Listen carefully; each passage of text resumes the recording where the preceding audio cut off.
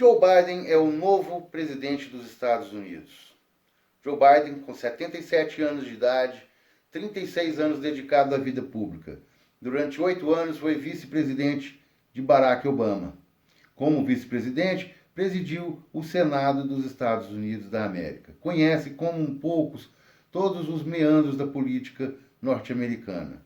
O derrotado, Donald Trump, recebeu em 2016 uma oportunidade que o povo pedia. Um conservadorismo para frear um tanto de progressismo que vinha permeando o mundo atual. Mas Trump não aproveitou o voto confiado. O derrotado Donald Trump quebra uma tradição na eleição presidencial dos Estados Unidos, que é ganhar um segundo mandato. Né? Apenas Bush pai, desde 92, apenas o Bush pai não conseguia a façanha de perder a segunda eleição, de não se reeleger. Donald Trump, com um discurso agressivo, um discurso raso, um vocabulário de pouco mais de 70 palavras, ele não conseguiu levar para o povo aquele ímpeto que trouxeram em 2016. Foi um personagem muito fraco na direção do país, não combateu o terrorismo como prometera, o que pesa a favor, que fechou as suas fronteiras, ajudou a conservar a segurança dentro da sua própria casa, dentro do seu próprio país.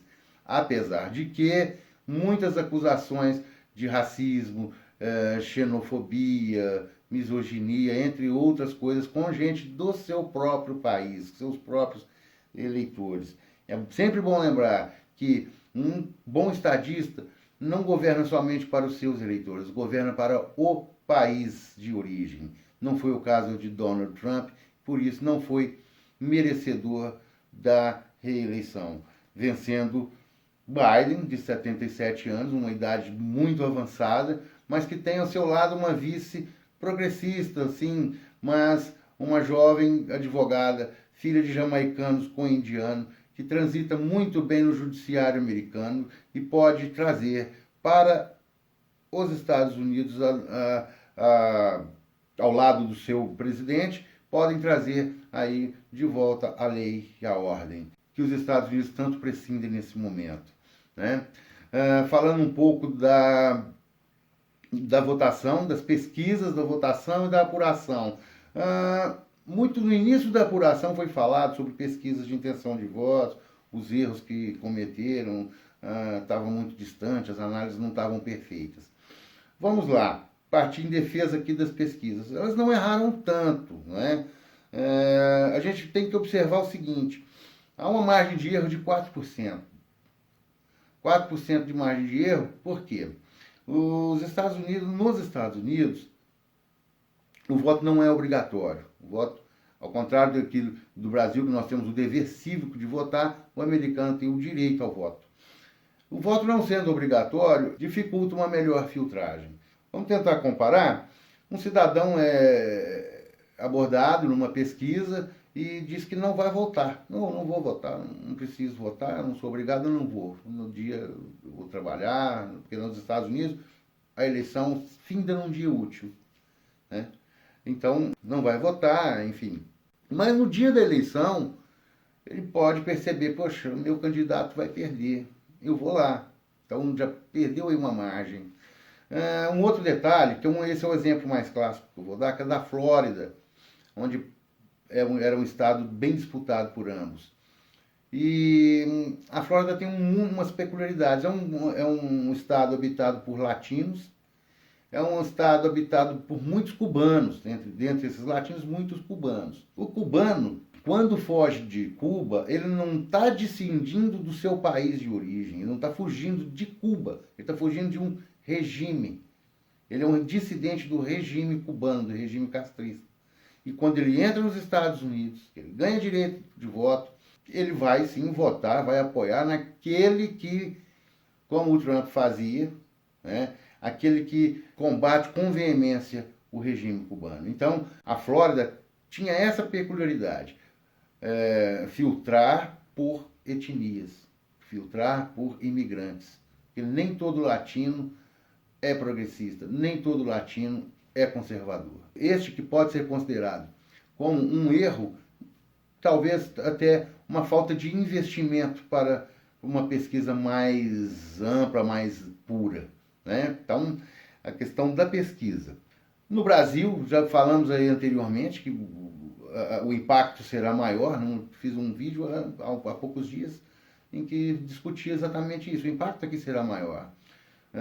De imediato, um silêncio, como está havendo. Mas não me surpreenderá uma mini reforma ministerial, inclusive rolando cabeça de ministro das Relações Exteriores, porque não encaixa mais a ideologia.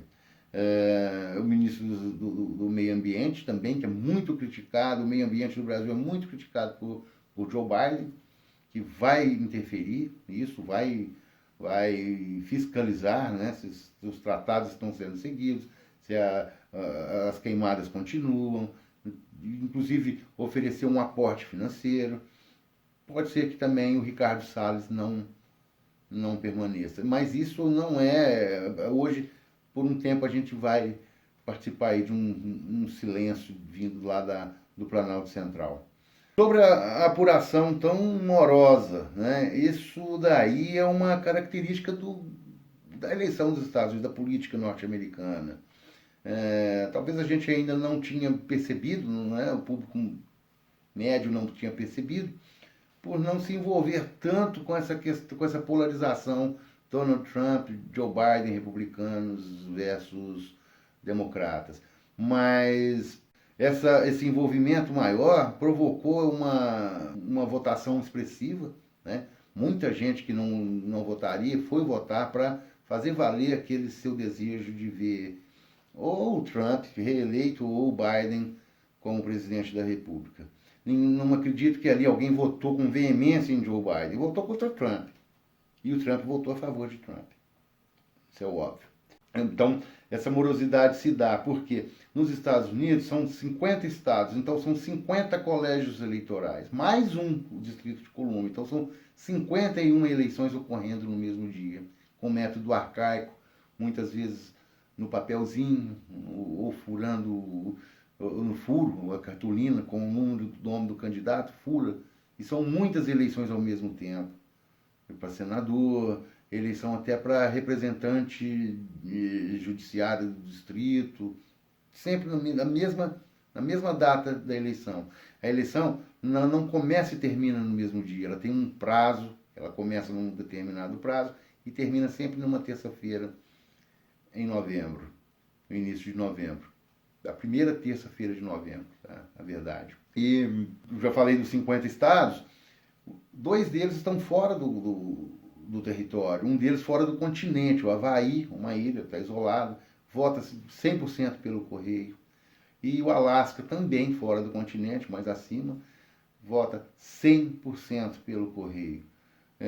Mais outros 3 estados do norte, Washington, mais 2 estados, votam também pelos correios. E isso implica numa morosidade.